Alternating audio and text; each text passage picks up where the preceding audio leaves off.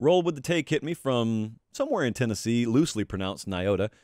And he said, should we expect a 6-6 season from Oklahoma this year? No divisions in the SEC. Some teams have tougher schedules than others. It's understandable. Someone had to draw the short straw. The difference between Texas and OU's schedules, though, are glaring. The Longhorns face one SEC team with an S&P Plus ranking of 20 or better. Oklahoma faces 4, and 3 of those are on the road. Well, the Vegas numbers reflect that. FanDuel put out the over-under win totals, and I think Oklahoma was 7 or 7.5, and Texas is in the 10 to 10.5 range. So there's a big gap in the consensus opinion about what their win totals will be. There it is. If you're waiting on the delayed reaction from me, I am now confirming my report that the FanDuel over/under win total for Oklahoma is 7.5. I don't know. I wouldn't expect Oklahoma to dive in and do better than their last year. I think the schedule thing is real. I think the concern there is real.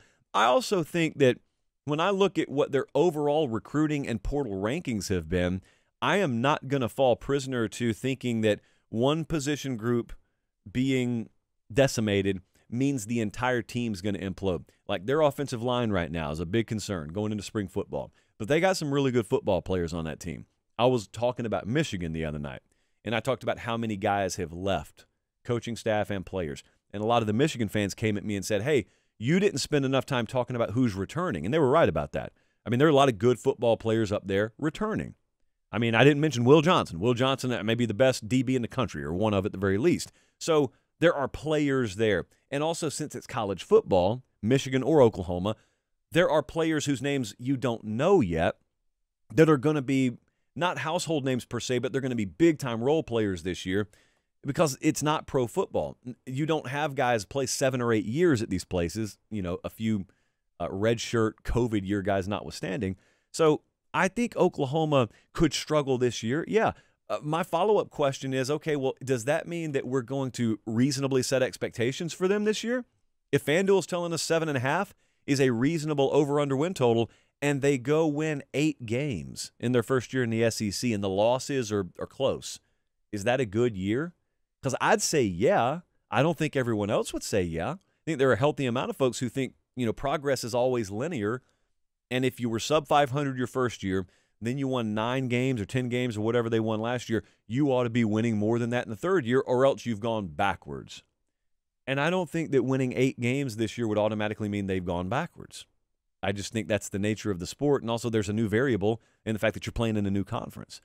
So I don't know. I think on the whole they're headed in the right direction. I talked to you the other day about how I think they had a big-time get in their special teams coach hire, and they're still they just recently have been finishing filling out their staff. So there's a lot of change going on there. I still look at Brent Venables as a new head coach as well, because he is.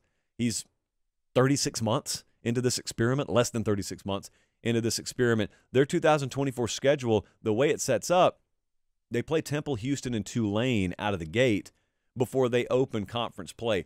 But think about telling yourself this 10 years ago. Think about telling yourself Oklahoma's going to open conference play, and their first 3 games are going to be Tennessee at home, at Auburn, and then against Texas. And they're going to end the season in conference play, mind you, with Alabama at home and then a trip to LSU. Wild, wild times coming up.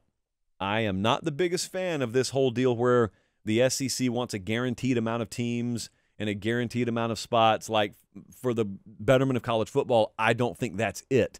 But if I were Greg Sankey and I were being selfish, I would point to stuff like that. I'd point and say, you honestly think we're about to have our teams go play this caliber of schedule and then leave it up to a committee member saying, well, since they're 9-3, we should take this 10-2 team from the American Athletic Conference because you are what your record says you are?